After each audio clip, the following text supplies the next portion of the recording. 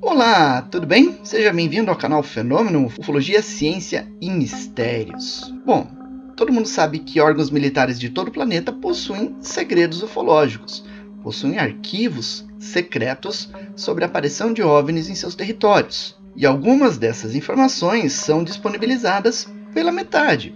Ou seja, apenas algumas informações sobre determinadas ocorrências são liberadas. Outras informações sobre essas ocorrências são mantidas em sigilo.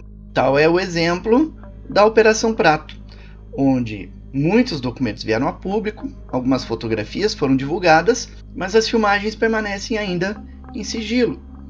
Outro exemplo é a Noite Oficial dos OVNIs. Nós temos centenas de páginas de documentação sobre os incidentes de maio de 1986, mas não temos outros registros, outros documentos que foram gerados naquela noite. Essas informações ainda permanecem em sigilo nos arquivos da Força Aérea Brasileira.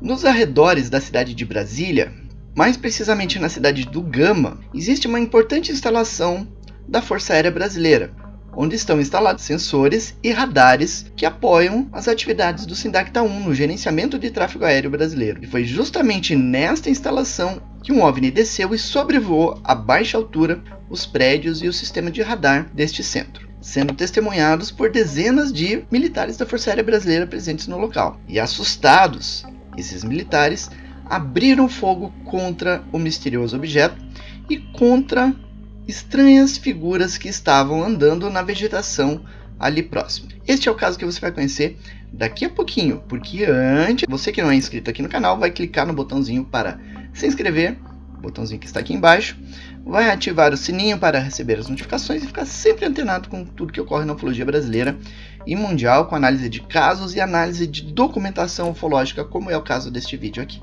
E agora então, sem maiores enrolações, vamos conhecer esse interessante caso da ufologia brasileira registrado em documentos oficiais da Força Aérea Brasileira.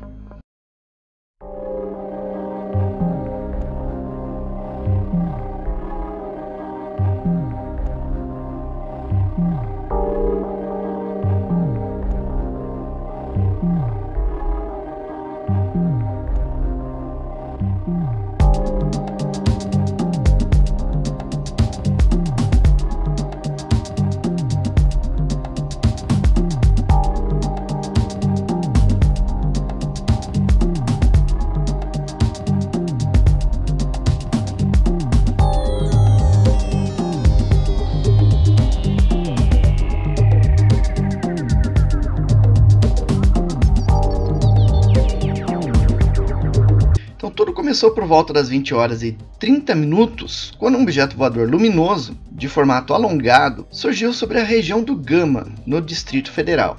O vigilante Paulino Bezerra de Souza ouviu sons estranhos, fora do posto THF da instalação de radar do Gama, o atual destacamento de controle do espaço aéreo.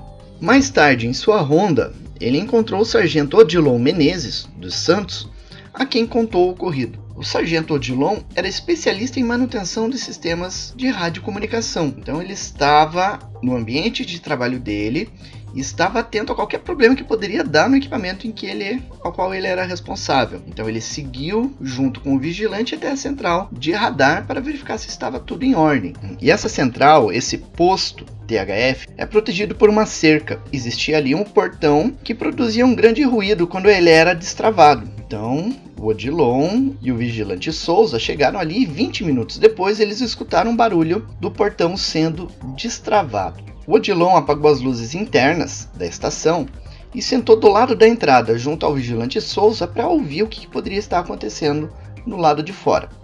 Alguns minutos depois, houve um novo ruído nesse portão e eles acharam isso um tanto estranho. Então telefonaram para a central de guarda do destacamento e entraram em contato com o sargento Francisco Lopes, que era o responsável pela guarda. E então relatou via telefone para o sargento Lopes que ele havia ouvido esse som estranho no portão e que havia ouvido também um estranho assobio cercando a instalação. Imediatamente, o sargento Lopes telefonou para o tenente Furlani, que era oficial do dia do SINDAC, informando a ele do que estava acontecendo. Imediatamente, o tenente Furlani entrou em contato com o segundo tenente João Bernardo Vieira, que era comandante do Destacamento de Proteção ao Voo, Detecção e Telecomunicações. O tenente João Bernardo Vieira é este senhor que a gente vê nesta imagem, feita anos depois, quando ele já tinha alcançado o posto de major. O tenente Vieira então determinou ao tenente Furlani para que ele tomasse medidas preliminares e para que lá se dirigisse o mais rápido possível. E entre essas determinações foi determinado que os postos, o posto de radar, as guaritas e todos os departamentos ali dentro desse ambiente ficassem em contato telefônico para informar qualquer anormalidade. E também que a defesa aérea deveria ser acionada para acompanhar esse caso. Em seguida, então, o comandante João Bernardo Vieira entrou em contato com o sargento Francisco Lopes, que narrou para ele, em primeira mão, o que estava acontecendo. E aí, intrigado, ele telefonou para a residência de outro tenente, o tenente Pedro Moraes, solicitando que o tenente Pedro fosse até o destacamento e fosse armado para que ambos pudessem ir até o posto THF, que é o posto onde o radar estava instalado. E aí então, a partir deste momento, vários militares presentes em toda a região ali puderam observar, a partir de pontos diferentes do chamado Sítio Gama, um estranho objeto luminoso alongado, com luz brilhante, difusa e multicolorido, que pairava a baixa altura próximo a uma antena. E embora a forma exata do objeto não pudesse ser definida em função da luz, percebeu-se que havia uma mudança na forma luminosa, o que poderia sugerir uma mudança na forma estrutural do objeto ou algum processo giratório no momento em que ele estava pairando sobre o local. E aí, neste momento, militares que estavam de guarda nas guaritas que cercavam toda a instalação começaram a observar esse objeto e a relatar a presença dele também para o pessoal da segurança. O sargento Lopes, então, reuniu mais 3 soldados e foram em direção ao posto THF, nas proximidades de onde o objeto estava pairando. E enquanto estava se aproximando, enquanto eles estavam indo em direção a esse posto, o pessoal que estava no posto, o soldado Pedro, o sargento Odilon e o vigilante Souza, eles começaram a ouvir como se fosse barulho de pedra caindo no telhado da instalação. Era como se alguém estivesse arremessando pedras no telhado. E conforme o sargento Lopes e outros 3 soldados foram se aproximando do prédio, esse objeto então se afastou rapidamente, fazendo movimentos bruscos. Então ele se afastou e rapidamente desapareceu do local.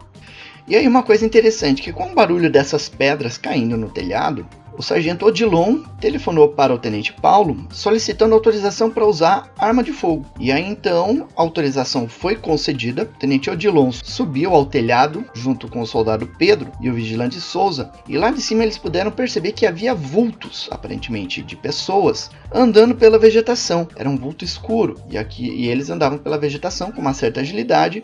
Então eles começaram a disparar contra os supostos invasores.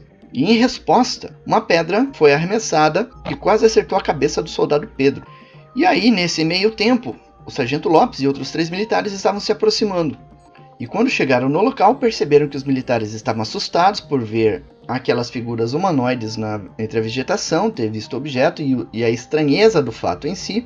E aí então, via telefone, eles passaram mais informações aos outros tenentes que estavam se preparando para ir até o local. Pouco depois, então, chegou o tenente Vieira, tenente Moraes e tenente Paulo e começaram a vistoriar a região para detectar possíveis invasores. Nada foi detectado e quando eles estavam saindo para voltar ao destacamento, eles observaram novamente aquele estranho objeto. E após vistoriar o local, então, o tenente Vieira telefonou para a casa do chefe do núcleo do SINDACTA 1, ou então o coronel Sócrates Monteiro, para relatar os fatos. O coronel Monteiro determinou que todos os envolvidos então fizessem um relatório pessoal descrevendo a experiência. E enquanto ele estava conversando com o coronel Sócrates Monteiro, o tenente Paulo estava também no topo do prédio. E ele então ordenou aos militares que disparassem para cima na tentativa de acertar algum possível objeto que estivesse camuflado sobre a instalação. E os tiros aparentemente não acertaram nada, né? Pelo menos eles não viram qualquer barulho de ricochete do tiro. E aí então, como eles não viram nenhum objeto, os tenentes resolveram sair da instalação e voltar para o prédio do destacamento. No entanto, quando eles saíram do posto THF, eles perceberam a presença de um objeto luminoso que se aproximava muito rapidamente do local onde eles estavam. Eles puderam ver esse objeto, e esse objeto então ele pairou a uma certa distância. Repentinamente surgiu um segundo objeto que se aproximou do primeiro, e depois os dois se afastaram em alta velocidade fazendo movimentos erráticos. E então, ao chegar no prédio do destacamento, eles entraram em contato com a torre de controle do aeroporto de Brasília para obter informações sobre aeronaves na região. E havia somente uma aeronave sobrevoando aquela área, e essa aeronave já havia pousado naquele horário em que os avistamentos estavam acontecendo. E o fato, ele foi oficialmente investigado pela Força Aérea Brasileira, gerando um documento de 46 páginas. Aqui a gente está vendo a capa do documento, e nesse documento ele contém ofícios e relatório dos envolvidos sobre o incidente. E o relatório final do caso, então, foi assinado pelo Major Rui Silva, que era chefe da segunda seção do Estado-Maior, e no documento ele afirma que não se tratava de uma aeronave convencional, não foi possível identificar a natureza do objeto, não houve animosidade por parte do fenômeno, ou seja, ele não se mostrou hostil, e também não foi uma ilusão de ótica.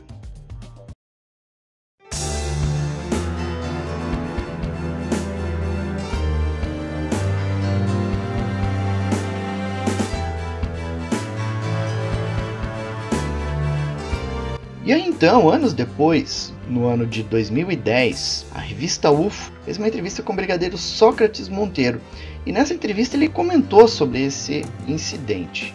E durante a entrevista ele descreveu a situação do incidente do ponto de vista dele, que ele estava em casa, recebeu o telefonema, e que depois ele ficou sabendo que os militares estavam disparando contra esse objeto, e ele determinou que os militares encerrassem os disparos, porque ele conhecia casos ufológicos que tinham tido finais trágicos após o disparo contra OVNIs. E agora então você confere trechos da entrevista do brigadeiro Sócrates Monteiro à equipe da revista UFO. Além das detecções das tais anomalias, o senhor chegou a receber relatos de pessoas sobre observações de objetos voadores não identificados?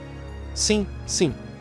Às vezes apareciam pessoas querendo me contar histórias de coisas que tinham visto, tanto militares como civis. Um caso em especial chamou a minha atenção, pois envolveu nossas instalações de uma forma muito séria. O Sindacta tinha uma cidade vizinha a Brasília, o Gama, uma construção onde estavam implantados seus radares e a área das telecomunicações. O comandante daquelas instalações era o capitão João Bernardo Vieira.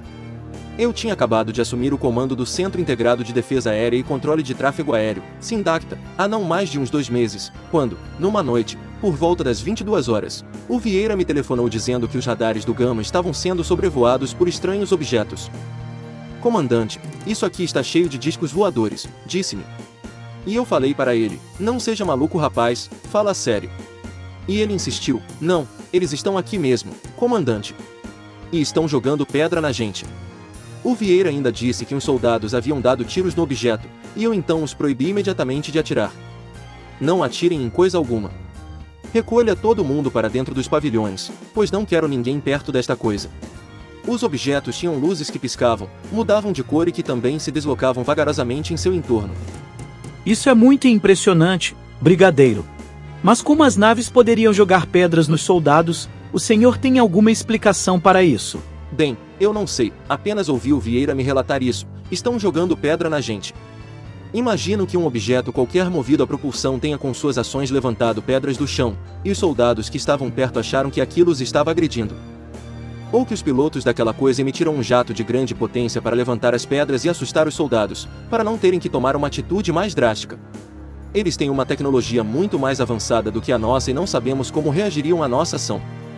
O Vieira me disse que havia cerca de 25 soldados presentes, e determinei que fossem todos recolhidos num auditório e recebessem uma folha de papel cada um para descrever exatamente o que viram.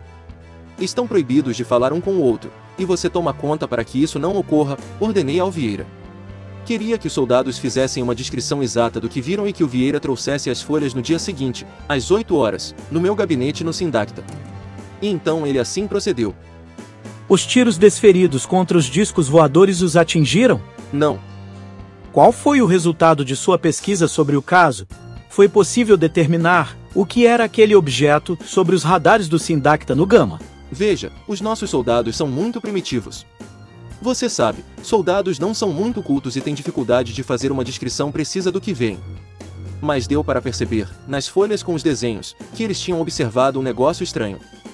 Algo que tinha luzes que mudavam de cor, e que aquilo chegou bem perto deles. Um dos homens perguntou ao Vieira se podia abrir fogo naquilo, e assim começaram os disparos. Todos disseram a mesma coisa, e eu anotei aquilo tudo num relatório e encaminhei ao Estado-Maior da Aeronáutica, EMAER. Não dei palpite de coisa alguma e não emiti opinião. No envelope que mandei ao EMAER estavam todas as informações que eu tinha, e aquilo ficou guardado.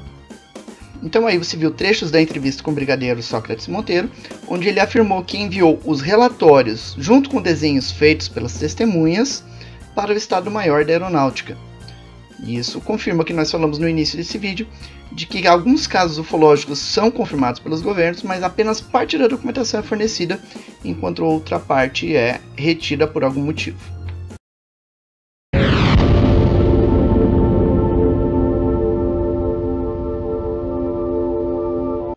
E esse então foi o caso Gama, ocorrido em 20 de junho de 1978, um caso bastante interessante, mas pouco conhecido pela ufologia brasileira, que agora você tem aqui no nosso canal Fenômeno, e temos também um artigo sobre o caso lá no portal Fenômeno. Você acessa a documentação sobre o caso, caso você queira maiores informações. Coloque aqui nos comentários o que você achou dessa ocorrência. Curta, comente, compartilhe, e se você não é inscrito aqui no canal, aproveita, se inscreve agora, ative o sininho para receber as notificações. E eu convido você também a fazer parte do nosso grupo no Telegram, o link está aqui na descrição do vídeo.